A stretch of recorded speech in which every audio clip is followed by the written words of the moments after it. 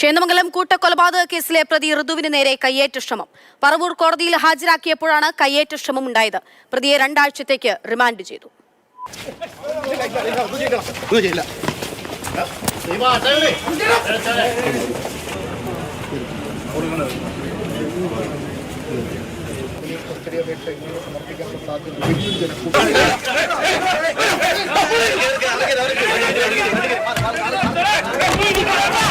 വിഷ്ണുപ്രകാശിന്റെ വിവരങ്ങൾ നൽകാനായിട്ട്. വിഷ്ണു, ഒരുപക്ഷെ ജനത്തിന്റെ ഭാഗത്ത് നിന്ന്, പൊതുജനത്തിന്റെ ഭാഗത്ത് നിന്ന് ഈ തരത്തിലുള്ള പ്രതികരണം ഉണ്ടായില്ലെങ്കിലാണ് അത്ഭുതപ്പെടാനുള്ളത്. ഒരിക്കലും നിയമം കയ്യിലെടുക്കാനുള്ള അവകാശമൊന്നും ജനങ്ങൾക്കില്ല.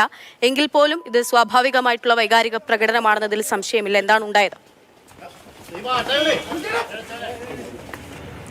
അക്ഷയ, തീർച്ചയായും ജനം ഈ പ്രശ്നത്തിൽ വളരെയധികം രോക്ഷാകുലരാണ്. അതുതന്നെയാണ് ഇന്നിപ്പോൾ കോടതി വളപ്പിൽ കണ്ടതും. ഈ ഋതു എന്ന പ്രതിയെ കോടതിയിൽ ഹാജരാക്കാൻ, മജിസ്ട്രേറ്റിന് മുന്നിൽ ഹാജരാക്കാൻ കൊണ്ടുവന്നപ്പോഴായിരുന്നു ഇത്തരം സംഭവങ്ങൾ ഈ കോടതി വളപ്പിൽ അരങ്ങേറിയത്.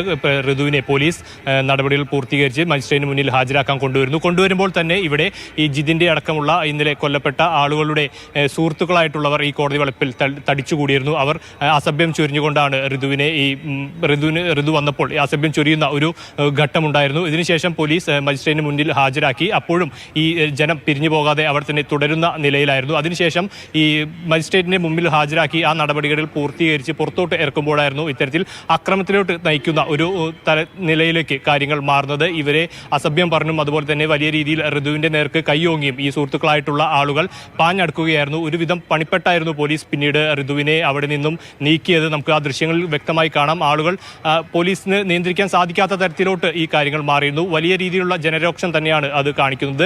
ഋതുവിന്റെ പൈശാചികമായിട്ടുള്ള ഒരു കൃത്യമായിരുന്നു ഇന്നലെ നടന്നത്.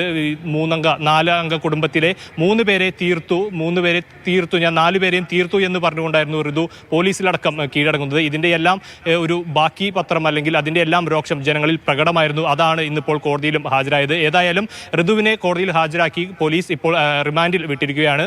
14 ദിവസത്തെ റിമാൻഡാണ് മജിസ്ട്രേറ്റ് ഋതുവിനെ വിധിച്ചിരിക്കുന്നത്. എന്നാൽ ഈ കേസിൽ കൂടുതലായിട്ടുള്ള അന്വേഷണങ്ങൾ നടത്തേണ്ട കാര്യമുണ്ട്. ഇപ്പോൾ നേരത്തെ പുറത്തു വന്നത് പ്രകാരം ഋതുവിന് മാനസികാരോഗ്യത്തിനുള്ള സർട്ടിഫിക്കറ്റ് ഉണ്ട് എന്നുള്ള കാര്യങ്ങളടക്കമാണ് പുറത്തു വന്നിരുന്നത്. എന്നാൽ വൈകിട്ട് പോലീസ് ഇക്കാര്യത്തിൽ ഒരു സ്ഥിരീകരണം നൽകുന്നു. ഋതുവിന് യാതൊരുവിധ മാനസിക പ്രശ്നങ്ങളും ഇല്ല, അത്തരത്തിലുള്ള സർട്ടിഫിക്കറ്റ് ഉള്ള ആളല്ല ഋതു എന്നാണ് പറയുന്നത്. ഏതായാലും ഇതിലടക്കമുള്ള തുടർന്നും വലിയ രീതിയിലുള്ള അന്വേഷണങ്ങൾ ഇതിൽ ആവശ്യമാണ്. ഋതുവിനെ കൃത്യമായി ചോദ്യം ചെയ്ത് ഇത്തരത്തിൽ എന്തുകൊണ്ടാണ് ഇങ്ങനെ ഒരു കാര്യം നാട്ടിൽ പരക്കുന്ന ഒരു വെറും കഥ മാത്രമാണല്ലേ?